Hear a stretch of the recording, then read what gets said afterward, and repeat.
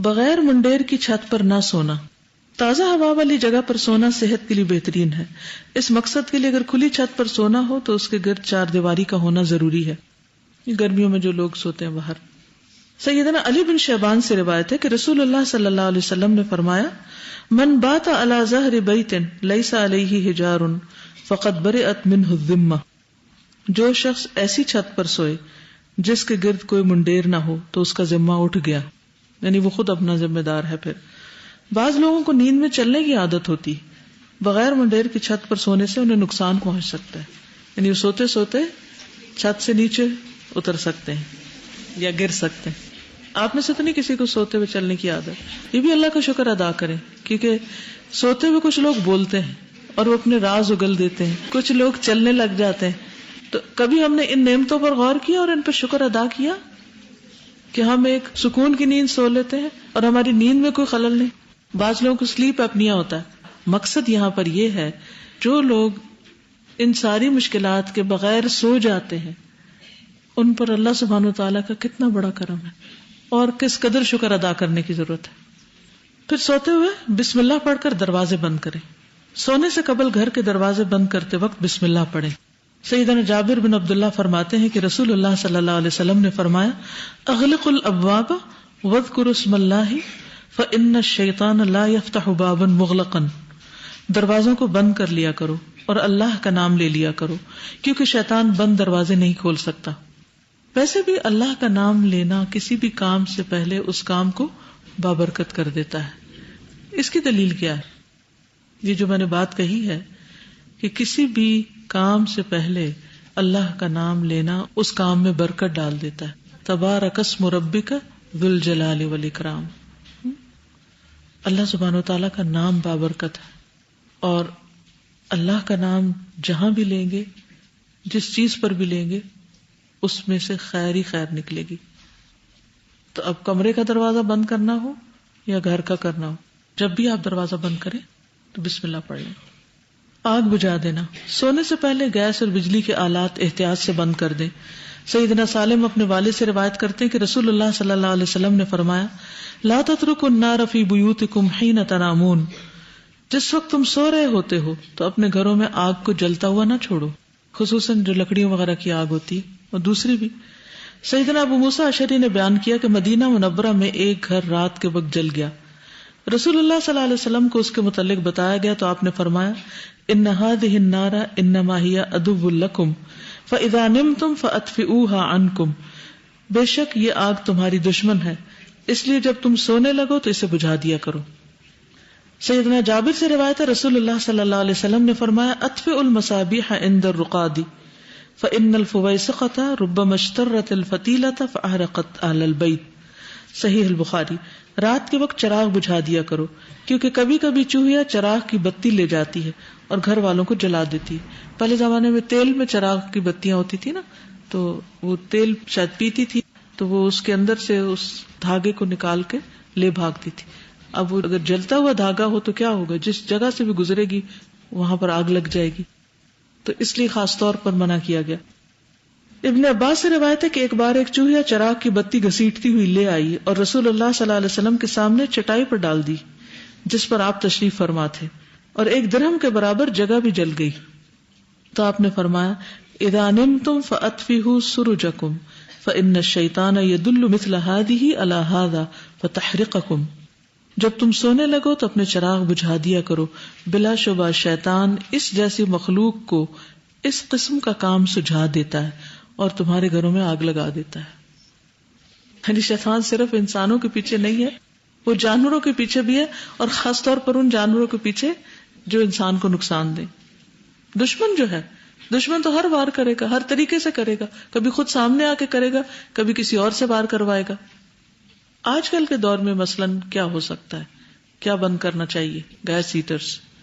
کیونکہ گیس چلی گئی اور ہیٹر بجھ گیا اور دوبارہ آئی اور ہیٹر جلا نہیں تو کیا ہوگا؟ کتنی آپ نے ایکسیڈنٹس ایسے سنے ہوں گے کہ جس میں ڈیتھس ہو گئی لوگوں کی. اور کیا بند کر دینا چاہیے رات کو؟ الیکٹرک ہیٹرز بھی. وہ کیوں؟ شارٹ سرکٹ ہو سکتا ہے اور اس کے اوپر کوئی کپڑا گر سکتا ہے اور اس سے آگ لگ سکتی ہے. جی بعض اوقات مچھروں کے لیے کوئل لگاتے ہیں، وہ بھی ٹھیک نہیں ہوتا. ایک ریسرچ میں نے پڑھی تھی بہت پہلے کہ اگر آپ چاہتے ہیں کہ آپ کی باڈی پوری طرح فنکشن کرے، یعنی اپنا کام کرے رات کو جو اس نے کرنا ہوتا ہے، تو اس کے لیے ضروری ہے کہ مکمل اندھیرا ہو، کیونکہ تھوڑی سی روشنی میں بھی اس کے کام میں رکاوٹ پیدا ہوتی ہے. تحقیق مزید کر لیجئے، لیکن یہ ایک حقیقت ہے کہ جس وقت روشنی ہو رہی ہوتی ہے اس وقت ہماری نیند، یعنی ڈیپ سلیپ میں ہم نہیں جاتے، ہمارا برین پوری طرح ریسٹ نہیں کرتا. اور خاص طور پر آج کل موبائل کی دنیا میں جو ادھر موبائل پڑا ہے یا لیپ ٹاپ سینے سے لگا کے سو رہے ہیں، کہیں ٹیبلٹس پڑی ہیں، کہیں کچھ، تو چاروں طرف سے ریڈیشن ہو رہی ہوتی ہے. جب روشنی ہوتی ہے تو ہمارے مخصوص گلینڈ میں سے ایسے ہارمونز نہیں نکلتے جو پوری باڈی کی کلاک سیٹ کرتے ہیں اور پھر انسان صحت مند زندگی گزارتا ہے. کئی لوگ اندھیرے میں سو ہی نہیں سکتے، وہ روشنی جلاتے ہیں، ڈرتے ہیں شاید، یا کیا مشکل ہوتی ہے، یا کچھ لوگ زیرو کا بلب جلا کے سونے کے عادی ہوتے ہیں. یہ ساری چیزیں خطرناک ہوتی ہیں. بہرحال آگے چلتے. برتن ڈھانکنا، یہ تو بڑی ہی اہم بات ہے. کھانے پینے کا برتن ڈھانک دیں یا اوندھے کر کے رکھیں، الٹا کر کے رکھیں. سیدنا جابر سے روایت ہے کہ نبی اکرم صلی اللہ علیہ وسلم نے فرمایا، غط الاناء واوق السقاء واغلق الباب واطفئ السراج فإن الشيطان لا يحل سقاء ولا يفتح بابا ولا يكشف اناء فإن لم يجد احدكم الا ان يعرض على انائه عودا ويذكر اسم الله فليفعل. صحیح مسلم. برتنوں کو ڈھانپ دیا کرو، مشکیزے کا منہ باندھ دیا کرو، یعنی گھڑا وغیرہ یا مشق ہوتی تھی پہلے، اب بھی ہوتی کئی جگہوں. دروازے بند کر دیا کرو، چراغ بجھا دیا کرو، اس لیے کہ شیطان بندے ہوئے مشکیزے کو، بند دروازے کو، ڈھکے ہوئے برتن کو نہیں کھولتا. پھر اگر تم میں سے کسی کو کوئی چیز نہ ملے تو وہ برتن پر اس کی چوڑائی میں صرف ایک لکڑی ہی رکھ دے. پھر اگر تم میں سے کسی کو کوئی چیز نہ ملے تو وہ برتن پر اس کی چوڑائی میں صرف ایک لکڑی ہی رکھ دے اور اللہ تعالیٰ کا نام لے لے تو اسے ایسا ہی کرنا چاہیے، یعنی بسم اللہ پڑھ کر رکھے.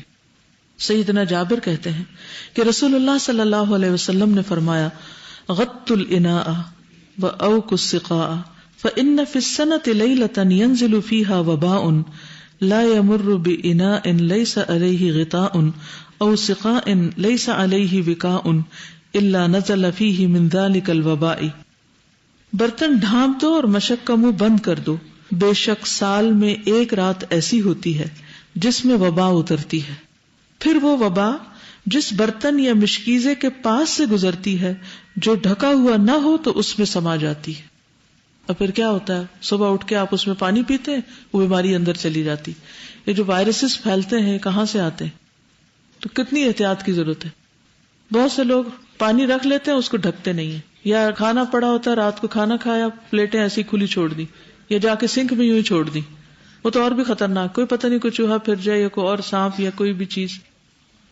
لوگوں کی اکثریت کو میں نے دیکھا ہے کہ انہیں اس بات کا نہیں پتا، اس وبا کا اور اس مصیبت کے نازل ہونے کا، اور پھر اس لا علمی اور جہالت کی وجہ سے ہم کتنا کتنا سفر کرتے رہتے ہیں. یہ تعلیمات عام طور پر گھرانوں میں نہیں ہے، یعنی ہمارے دین کا نقصان تو ہے ہی ہے، دنیا کا بھی نقصان ہے. تو یاد رہے گی یہ بات. وضو کا پانی اور مسواک تیار کر کے سونا.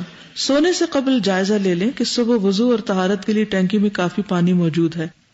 سیدنا سعد بن ہشام سے روایت ہے کہ سیدہ عائشہ نے رسول اللہ صلی اللہ علیہ وسلم کے وطر کے متعلق بیان کرتے ہوئے فرمایا کہ کننا نعد لہ سواکہ و طہورہ، ہم آپ کے لیے مسواک اور وضو کا پانی تیار کر کے رکھ دیتے تھے تاکہ صبح دیر نہ ہو.